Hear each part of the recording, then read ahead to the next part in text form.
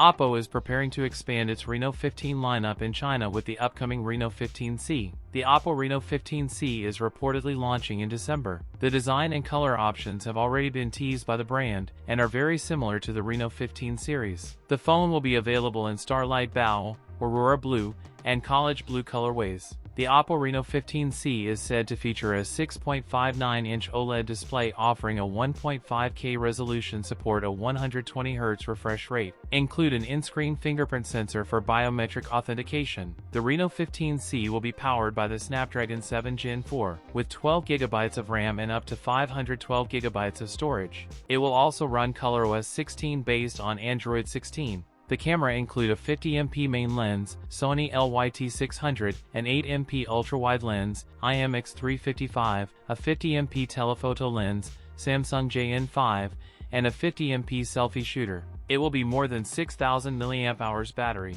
with 80W fast charging. The phone weighing approximately 197 grams. That's it for today's video.